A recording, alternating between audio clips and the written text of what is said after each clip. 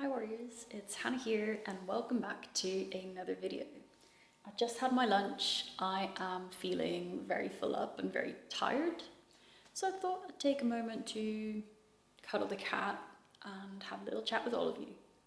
I have got some Q&A questions lined up for today. I had so many come in before I even went and left to Rome, so I thought now was the perfect time to get around to all of them. I hope you enjoyed the video. If you do, make sure to give it a thumbs up, subscribe, and ow, you all right there? Oh, say hi to the camera. Say hi. Hello. Hello, Barney says hi. Right. Oh. First question. I have broken my beaks and in the hospital they told me I may move and do everything, but is that okay for the healing? And I think beaks is literally translated from Dutch, bekken. So that's your pelvic bones, I think. So is that okay for the healing? Do I not take enough rest to let it heal? In the past I had a kind of same break, 2 weeks bed rest, so I'm a bit confused right now. First off, I would be confused too. If you have broken any kind of bones, chances are it needs to heal. So yeah, if in doubt, take that break, especially if in the past you've had a similar injury, because that means that maybe it's still a little bit fragile and taking that rest is going to be the safer option, the safer thing to do. The fact that you're questioning it yourself, I think, is a good sign and a good reason to do that as well.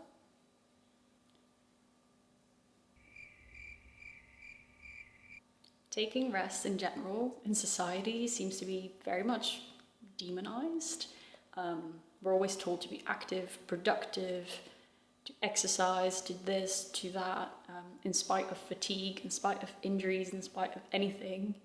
And I think that's an important thing, an important mindset that we need to break through, starting here. Next question. If you were weighing things, so food, I suppose, and meals, how did you give up the scale? For me, cold turkey. There was no point really in trying to do it at some meals or snacks and not at others, because that temptation, for me anyway, just sort of remained. So what helped me was to tell my mum that I was really struggling with this, because at that time I was still living with my parents, and to ask her to hide the scales from me, both the food scales and the actual body measuring kind of scales. So I went cold turkey. For me, that was the best approach, because out of sight, out of mind. And even if that urge was initially still there, it wasn't an easy transition. My mind, my brain, soon enough realized that the scales aren't there. There's no point dwelling on it. It's time to move on. Next question. I'm experiencing extreme hunger and she just wants sweets and carbs and I'm too scared to respond. I'm 1 week into recovery. First off, well done on getting started with your recovery, and well done for acknowledging that extreme hunger and being aware of those different cravings. Step 2 is to actually listen to them. And I know that sounds absolutely terrifying, but there's actually a reason that your body is craving sweets and carbs and oftentimes fatty foods or really calorically dense foods. It's because these are the kind of foods that are going to be more easily digested by your body, more easily processed by your body, and used as fuel, used for all of the repairs and all of the things that need to take place right now. So if you have particularly strong hunger cues right now, or if you have particularly strong cravings for certain foods, it is totally okay and actually really helpful to listen to that. By doing that, you're communicating to your body that those cues are valid, that you'll listen to those cues, and that it's a good thing that they're being sent out. Your hunger and fullness cues are likely gonna balance themselves out over time, and it's by listening to your body that you take those first steps. If you're not getting any kind of cravings or hunger cues at all, it's important to sort of push through that with regular sufficient meals in order to biologically recondition and regulate that in a different way. Next question, how to get over the feeling or that need to be productive all of the time? Honestly, if I knew the answer to this, I'd be shouting it off the rooftops. It's honestly really difficult because it is so condoned by society. Being productive is applauded, celebrated, and taking rest and not being as productive is often labeled as lazy or greedy or, other words that aren't negatively quite so positive. So it is really tricky, and I think inherently as well, being productive, doing things, being able to tick things off that to-do list just feels really nice. As with facing fear foods or facing other rules, the only way to really push through that is opposite actions. If you're feeling particularly drawn to being productive 24/7, intentionally take time off. Or be really intentional about finishing work at 5 p.m, turning off your work laptop, your work phone, etc., and taking the rest of the evening off to relax, as you should.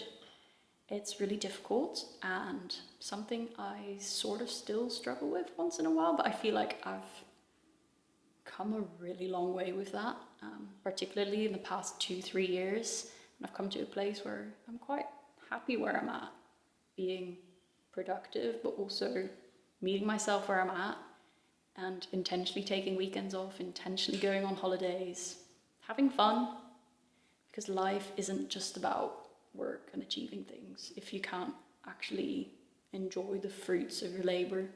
I think in eating disorder recovery especially, having rest mentally, physically, on every level really, is extra important too. So take that rest. You need and deserve it. And in a certain way, it's the most productive thing you can do because your body needs it. So reframing it in that way can be quite helpful too. Next question. How to deal with low mood days? There's 2 ways you can deal with low mood days. One is do the things you enjoy. Surround yourself with your support network. Keep practicing your healthy routines and lift yourself out of that low mood. This is a great approach, especially if you're in a job or you're a student or you have responsibilities that you need to get to and get through during the day. However, I think there's also a time and place for approach number 2, which is to just feel those feelings. If you have the time and the mind space and you feel able to, it's okay to be okay with spending an hour, a couple of hours a day, maybe even multiple days, just sitting with those emotions, acknowledging those emotions, better understanding those emotions. There's a lot of fake it till you make it, and I love that. It works perfectly for me. But if that's all I do, all of the time, without ever really confronting the emotions head on, they get suppressed and they come out even stronger. So it's definitely a balance, and you need to find what's right for you. I think it's also really helpful to journal and to talk to people, whether that's a professional or even just your family, in order to push through that, in order to work through that, in order to come out stronger and more resilient. Next question. Why is it still so hard, even though I've challenged the fear so many times? In terms of challenging your fear foods, challenging your food rules, challenging any ingrained behavior or belief, exposure is the answer. And for some foods, for some rules, for some beliefs, you'll notice a massive change within the first 1, 2, maybe 3 exposures. Other behaviors, foods, beliefs, etc. are a lot more ingrained, and these may take a little bit longer. That is okay. I had one client, for example, who was really scared of chips, French fries. So she decided to challenge this once and found that it was really scary, and it was still scary after that exposure. So she decided to challenge it 3 times a week for a month straight. At the end of that period, she realized through experience that she didn't suddenly gain loads and loads of weight. It was actually okay. She'd done it a few times now and it felt a lot safer. However, even after that month, it still felt scary. And a lot of her other fears took maybe a month and they were more or less gone. So for this particular fear, her original belief of, oh, I'm going to gain lots of weight in one go had gone because she found that it didn't happen. But in fact, it hadn't just gone, it had actually morphed. Now the belief had changed to, okay, well, I can have chips 3 times a week while continuing with my normal, regular eating and be fine. But I can't have it more than that, or surely over time that's going to change. If it's not affecting me now, maybe it will in future. From that point on, for the next month, she had chips every single day, and it wasn't particularly pleasant for her. She didn't enjoy it. There was other things she probably craved at that time too. But for her, that was necessary to really push through that fear, because that's a food that she really enjoyed in the past and wanted to get control over. After this, 2-month period, she now eats chips, fries with her family every single week. She feels okay with it. She's been doing it for the past year. And the only reason she can really do that is because of that repeat exposure and not quitting when she felt like things should have cleared up. Things may take longer than expected. The recovery journey goes all over the place, and that's okay. Next question. What is a food that just reminds you of your childhood? And during recovery, how did you feel having it? A food that really reminds me of my childhood is vanilla pudding, so like a custard. And I used to always have it at my grandma's. We'd put some chocolate sprinkles on it. It was a whole celebration being there. We loved it, my sister and I.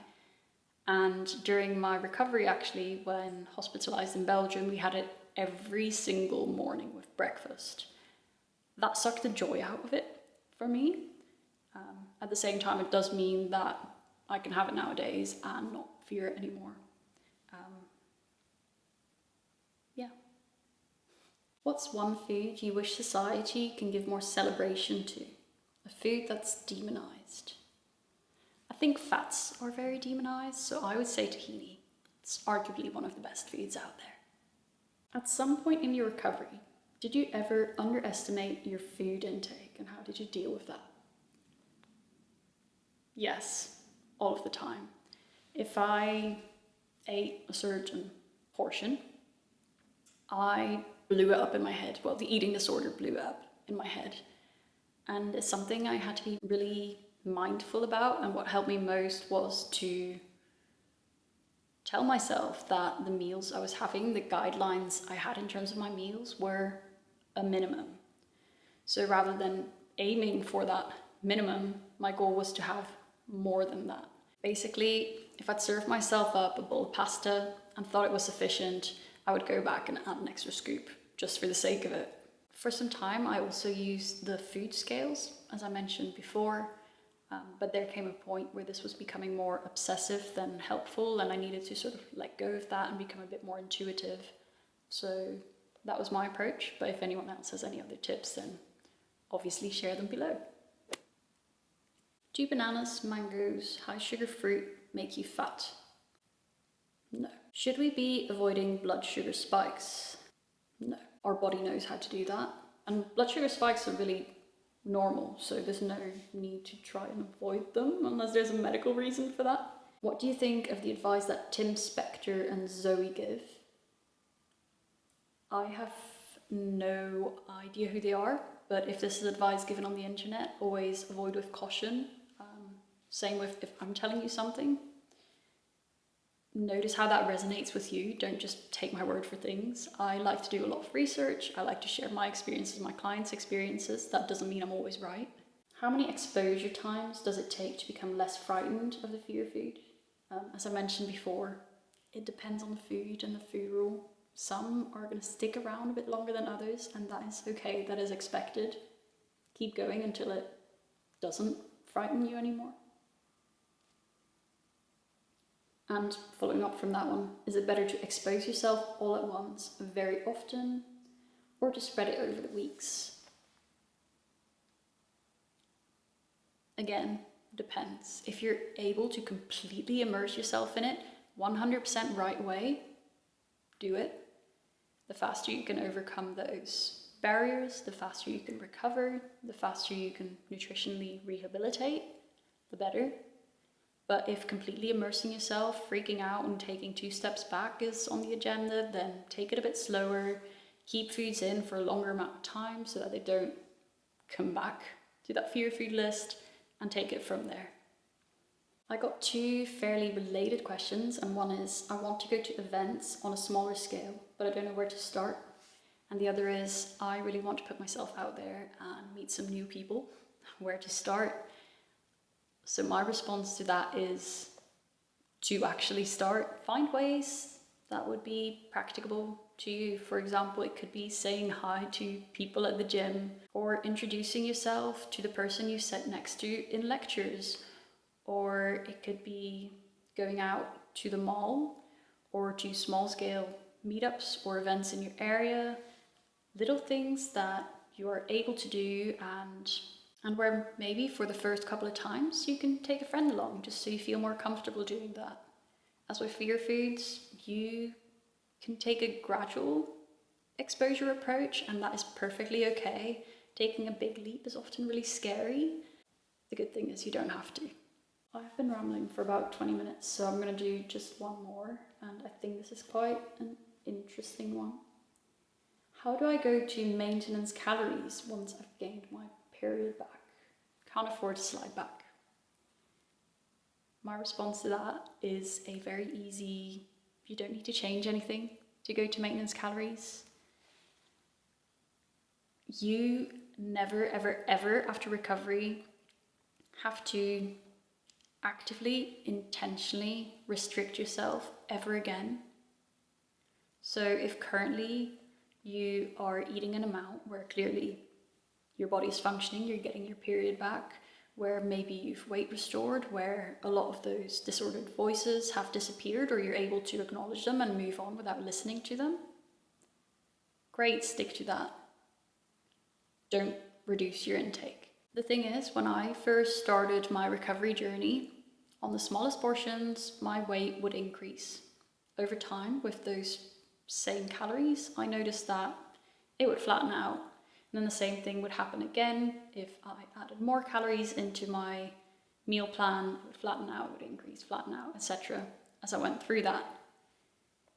The amount of calories, the amount of food that I eat nowadays, in the past would have shot my weight up like that, but that same amount of food now keeps me perfectly happy and healthy, and that is the goal of recovery.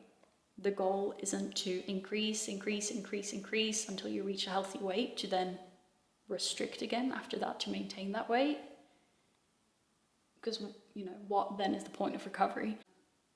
So yeah.